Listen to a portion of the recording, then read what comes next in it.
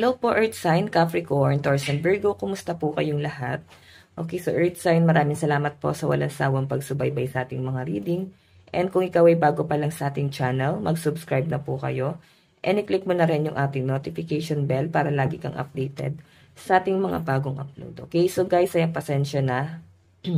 Wala akong upload kahapon kasi grabe talaga yung ubo ko. Ayan, ngayon nga parang medyo malat pa ako guys. And pinipigilan ko lang umubo.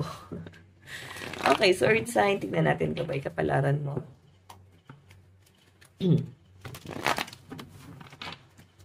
Gabay kapalaran po ni Earth Sign.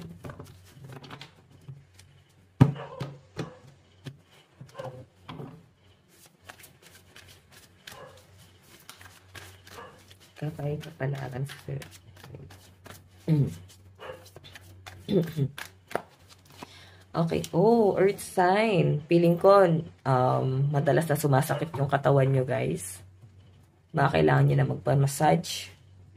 May nakikita rin ako na yung iba sa inyo, parang sumasakit na yung katawan mo ng, alin lang yan sa dalawa, sobra ka sa pagtatrabaho or wala kang ginagawa. Minsan kasi, guys, yung sobrang paghihiga-higan, parang nakakatamlay din siya, no? So, pag sobra naman sa trabaho, ang sakit din sa katawan. So, hindi mo alam kung saan ka lulugar. Okay, so Earth Sign, I think ang kailangan mo dito, gawin mong balanse. Okay, doon ka lang sa balance. Ayan, may mga nahihirapan, may mga nasasaktan na Earth Sign dito. Nahihirapan yung kalooban. Ayan. Tignan pa natin Earth Sign. Meron tayong Ace of Wands.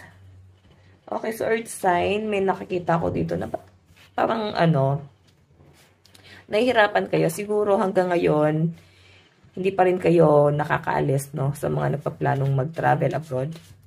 Pwede nag-aantay na lang kayo ng tawag. So, nakikita ko na parang nahihirapan pa rin yung mga Earth Sign. Pwedeng, ang tagal-tagal na nung delay. Ayan.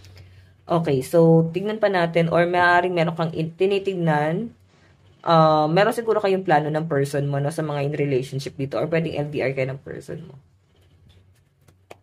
May nakikita ko meron kayo magandang magiging plano. Yun nga lang guys, nagkakaroon ng delay. Yung iba naman dito pwedeng LDR kayo, nahihirapan kayo sa relasyon nyo ng ganyan. Okay. Or pwede yung person mo yung nahihirapan sa kalagayan niya ngayon.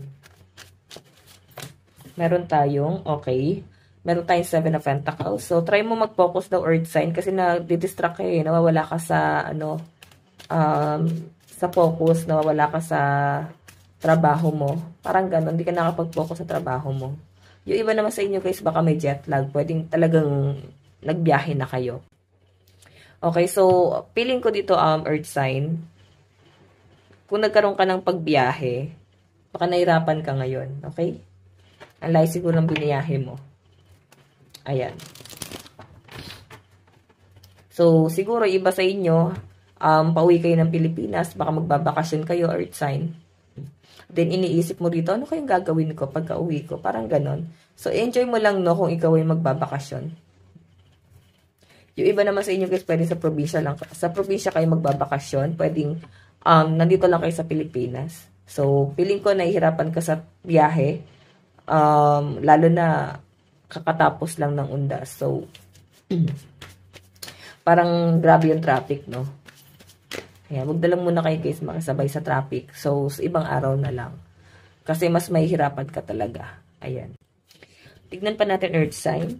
Capricorn, Taurus, Virgo. Meron tayong 5 of Pentacles. So, Earth Sign. May nakikita ako dito, no? Pwede iba sa inyo, nagkakaroon kayo ng problema sa pera. Nawalan ba kayo ng pera? Or pwedeng ginakapos kayo sa pera. Okay, hindi mo kaya na ganito yung sitwasyon mo eh. Feeling ko guys, sanay ka nang may ginagawa talaga. Sanay ka nang dumidiskarte. So ngayon kasi, nakikita ko Earth Sign, nagkakaroon ka ng problema. Okay? Ayan. Nahihirapan kang mag-adjust. Okay? Lalo na at ikaw ay kinakapos. So, siguro ang dami ng gastos ng mga Earth Sign itong mga nakaraang araw. Tignan pa natin Earth Sign. Meron tayong Knight of Pentacles. Okay. So, parang may mga nahihirapan gumalaw dito. Siguro, baka nagkakasakit na kayo, nahihirapan ba kayo maglakad? Pwede may mga nagkakasakit. Ayan, so ingatan nyo guys yung sarili nyo, okay? Nahirapan kayo tumayo. Ganun. Meron tayong 7 of Swords.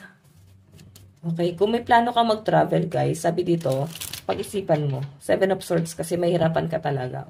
O pwedeng mawawalan ka pa ng pera. Like, hindi naman literal na parang nawalan ng pera. Parang obligado ka mapalabas eh. Hindi ka aware na ang laki na pala ng nagiging gastos mo. Okay, kung may plano ka magbiyahe. Tingnan pa natin. Ace of Pentacles. So, sa mga susunod na mga araw naman daw guys, ayan, mag-focus ka naman pagdating sa Pentacles mo. Meron pang mga opportunity na paparating. Napakaganda nito guys. Napakaganda ng nakikita ko rito. So, hindi ka nauubusan ng idea. Ang dami nyo guys, resources. Okay, ang dami nyo pinapasok na business. Okay? So, maganda naman yan guys kasi Ace of Pentacles yan. Lalo na kung ikaw ay nagsusumikap. Maganda nga anihin mo guys. Tignan pa natin. Meron tayong 8 of Chalice. Okay, 8 of Cups. So, may nakikita ako dito guys na hindi nyo naman din gusto. Pero meron kayong tatalikuran dito. Bagay na maalaga sa'yo. Okay? Tatalikuran mo tong bagay na to kasi pwedeng masyado ng komplikado.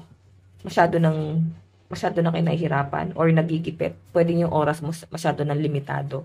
Hindi ka na masyadong makagalaw. Okay? Tignan natin guys, ano ba yung mga zodiac sign na kadil mo. Meron tayong Libra, Aquarius, Pisces, Scorpio, Cancer, and Gemini. Okay? And meron tayong number 12431. Ayan, 12431. Tingnan pa natin yung advice mo.